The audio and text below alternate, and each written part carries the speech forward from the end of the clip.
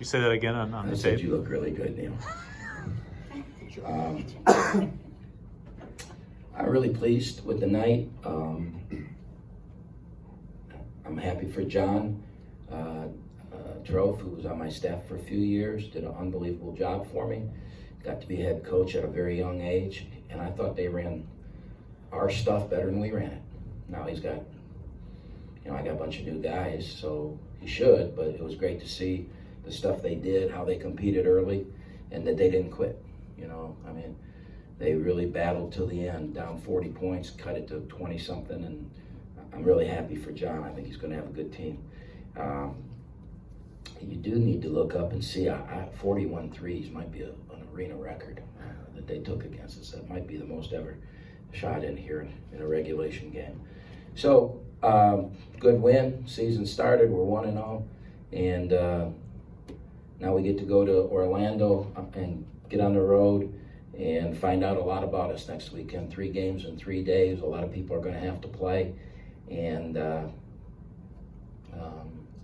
we're going to play some really good teams, really good mid-major teams. So right now we really don't know, a whole lot. I think we have some very, very talented kids that are playing nervous and a little scared and trying to find their way. And this kid guy to my right here is one of them, who I think is very talented, asking to do something he's never done before, and he gets better every day. And I thought tonight was his best effort in Greece and the preseason and everything. And once he figures it out, he can really shoot the basketball. And once he can figure out what I want and playing a point and getting it where it's supposed to be, I have no doubt that he's going to be really good at the point guard for us. So he took big steps forward today. Question starting with student athletes. Kevin, what about that? Did it feel more comfortable? Because it looked more comfortable, especially for stretches. Yeah, it felt more comfortable today. My teammates were just telling me to be more aggressive, and that's what I did today. Brett, how about you with X and Oladapo down there? It seems like there's just a third member now of what you guys did last year from the post position. Feels like there's another added element that you guys have. Oh, for sure. Dan's a huge piece to our game. With another big guy who is big and physical as he is, it helps us a lot down low when X and I are sealing guys and he's able to catch it and finish it at the rim. Previous years, I feel like we didn't really have a third big, like how you said. So when Dan's down there, with us, it's just we're very comfortable down low. What about that too, Kevin? From that point guard spot, you have all these bigs that you can work with now. It's got to be exciting, right? It's real exciting. It makes it easier for me because I get to throw it down there and then let them work and then play off that. Any other questions, student athletes? All right, fellas, you're good to go. We'll go to the questions for Coach Campy. Camp, did you? Back there. Oh, sorry. Has the floor, Neil. Sure. Yes. You may know her. I know Goshen is an AIA team. It's sort of an expected win. What are you telling your guys now to get them ready for the tougher competition as you head to Florida? Well, they're not. I was going to say they're not stupid.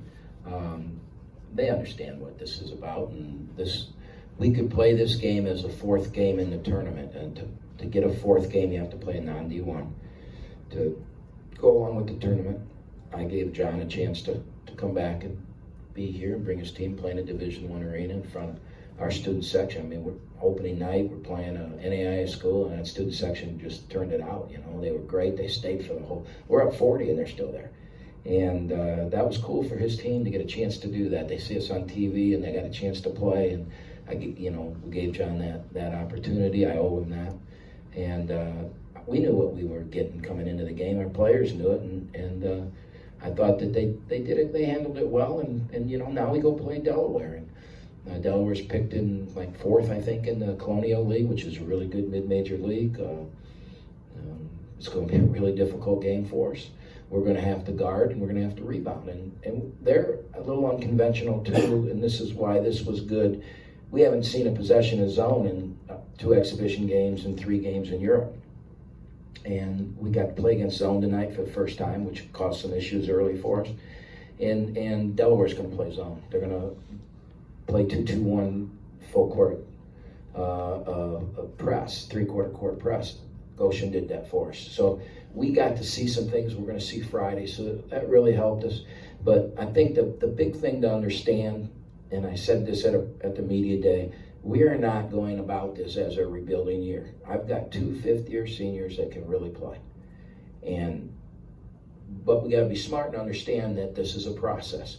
And what we do this weekend, all it is a tale. It's going to tell us what we got to do. It's going to give us film to get better.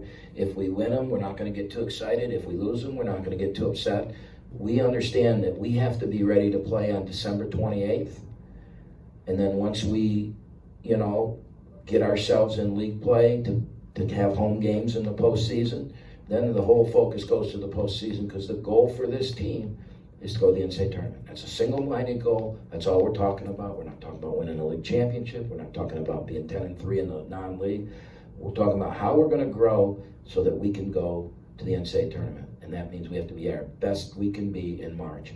It's going to help to get there by getting home court advantage in the conference tournament. So that's the focus once December 28th gets here.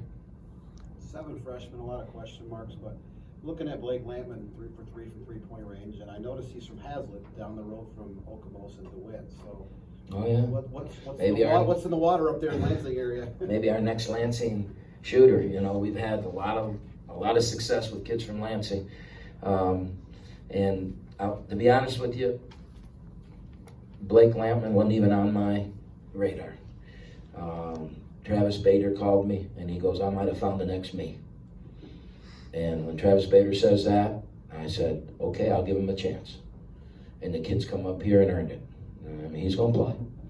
And I wanted to redshirt him, and I would have redshirted him if Rashad would have won his waiver. But since he lost the waiver, we have to have shooters. And he and I would say Jackie and Kangu have proven to be our best 3 shooters through the preseason. And so he's going to play. And especially in a game like tonight where they're playing zone and trying to double team the posts and that, he's going to get a lot of open looks. And if Travis Bader thinks he's that good, I think he's that good. What about that, Coach? Because in those moments he was in there, I don't want to put that on the kid, but I'm saying it was reminiscent of that with the guys in the post and how Travis started and Keto was here and all that stuff. He's a byproduct of the way you guys play. Well, in our system, you got to have that, and right now we don't have that. Now Rashad would be it. Rashad made 92 threes last year as a freshman at Cleveland State, but when we found out he's not going to do it, we've got to find that. And I think Jackie Harris can do it a little bit, and I think Blake can do it, and a combination of them hopefully will be what Rashad could have been. We got to find another way to make those 92 threes. It doesn't have to be one person. And I think Madison Monroe is a kid that's also going to score the ball for us. He was very nervous tonight, very nervous. When they get nervous, their brain shuts down and they start to, I had 3 guys run to the scorer's table not knowing who they were going in for. It was almost comical, like one of those movies where they rip their pants off and they don't have their game shorts on almost. I was waiting for that to happen. It was common. CJ went right down the, I don't want to get into it. It was typical. I've never had 7 freshmen, 10 new guys, so I didn't expect it to be that bad, but I expected it to be an issue tonight when you're playing your first game like that and you got your the crowd we had, and we got to love our fans though, man. That's unbelievable that on a night that Michigan State's playing Kentucky and Kansas is playing Duke and college basketball started and we're playing an NAIA school and we pack it out like our students packed it out. Got to say a lot about us. Coach, there was nowhere to sit in the Grizz game. Why do you think that was tonight? Because we got the best student section there is, man. They love Oakland. They love the coming to the game. Our people here have done a great job of making it a great experience for them, and our players do a tremendous job. I think Brad runs and jumps in their laps. I think that they feel connected to our players, and and we win 75-80% of our home games. So over the years, that's a pretty big number. And we usually have a lot of success here. So, and who doesn't love a winning team? You said last year you wanted to see Brad Breckding become a dominant post player. You think obviously since his last year, you think he's the light came on halfway through the season last year. He was he was as good as anybody in our league the last 10 games of the year. I mean, I think the last 10 games he averaged 8 double, 18, you know. Tonight it started bad. He was so hyped up. He tipped the ball. I've never seen the jump ball get tipped. I've seen it get tipped sideline out of bounds, but never all the way back out of bounds. And then he went down, and I don't know what he did. You know, he just so hyped. If he'd have been earlier in his career and I got off on him like that and sat him out, he would not have recovered. Kind of like Trey didn't recover tonight. But Brad recovered, got it back, and had an outstanding second half. I mean, he was just a dominant player in there, and it looked good too. It didn't look like, oh, here's just a bigger kid than the other team. Like in the first half, Oladapo just looked like, you know, your 14-year-old son playing against your 6-year-old son, you know. But Brad didn't look like that. Brad just played. He's smooth, and I was really pleased with how he did. What did he rebound? What did he end up rebound-wise? Who? Only 4. Yeah. Oladapo at 12. That's good. Coach, can you tell us a little bit about why we didn't see Trey in the second half for more than a minute or two? I'll tell you exactly why. He didn't play at all in the second half. He's not played well in the preseason. And for us to be great, he's going to have to be. We need him. We need his scoring. He is a tremendous on-ball defender. Maybe the best on-ball defender in our conference. Maybe one of the best has the chance to be one of the best I've ever coached. He's not there, but he has a chance to be. And he made about 4 unbelievable mental mistakes in the first half. And then with 45 seconds to go in the half, we had a 2-for-1. And I yelled at him. He went and got the ball. I yelled at him, I want a 2-for-1. He knows what to do on a 2-for-1. I yelled 60 to get the freshman out of his way. And I don't know what happened. I don't know what went on in his mind, but he didn't run it. Then tried to throw a bounce pass to the wing that got stolen. And I'm not going to play. I would do that to a freshman. I would put the freshman back, though, but he went through that already. He's a sophomore, and if I'm just not going to allow him to make mistakes like that and think it's okay and he can go back and play. So he got to sit and watch he got to sit and watch Blake Lampman play his position and play it pretty darn good. We'll see how he responds to it. Bob Knight said, the greatest motivator is the bench. Bench tells your butt goes up and tells your brain, I better start doing what I'm supposed to do, or my butt's going to stay on this bench. And then speaking of the bench, can you tell us a little bit how you're feeling about the depth of the team after tonight's game? I know the majority of the minutes and all but 14 points were spread among 5 people. Well, I think you're going to see more players play than have ever played for me, ever, in my coaching career. And you're going to see it through 10, 12 games. And then the cream will rise to the top. The freshmen will become who they are. The shooters will become shooters. The guys that are maybe not quite ready will show they're not quite ready. And I will settle into 8 guys, maybe 9. I got to play Babatunde. He's got to play. I can't go through the year and not get him minutes. And then next year, when those 2 guys leave, say, here, be our center. He's got to get through it. I asked him during a timeout late in the game, I go, are you nervous? You know, so he's got to get through that and learn to play. Babatunde can be a very good player in our conference because there's no one else like him in our league. He's just got to relax, and he's got to get his skill work. He's got to continue to improve. The only way he's going to do that is to get minutes. So if you take him out of it, I'm sure I'll settle down to about 8 guys by the time Detroit comes in here.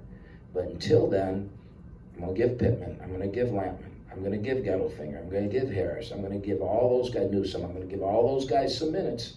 And they will be who they are. And the ones that can play will play. And it'll all take care of itself. I mean, looking at Reese and then the 2 preseasons and tonight, having 10 new newcomers, are you overall pleased the way this coming together?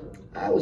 I thought we'd get through all the nervousness in those exhibition games. That's why I didn't have the secret scrimmage. That's why we played 2 games with uniforms. But, you know, even though we had students at the exhibition games, it wasn't like tonight. I mean, tonight it was hopping in there. I mean, it was like we were playing Valpo or somebody, you know, like Detroit. It was cool. And I think that just overwhelmed them, completely overwhelmed them. I mean, the first 7-8 minutes of that game, boy, we were, 20 years ago, I would have said we would have had to go in and change something, but I won't say that nowadays. Were you expecting that today? I was not. But I wasn't expecting the student section to be like that. I figured, I didn't think we'd see much of a crowd tonight because of what's going on in the world tonight. And but even the Grizz gang fooled me. They're that good, man. They're that good. Any other questions, Coach? Yeah, 10 fouls on the night. I mean, you weren't in the bonus at all. In that first half, also held them to 17% three-point shooting. What, if anything, was missing from the defense? It felt pretty. Yeah, that's our calling card. When this thing's over, if we reach our goals, it's going to be because we were a great defensive team.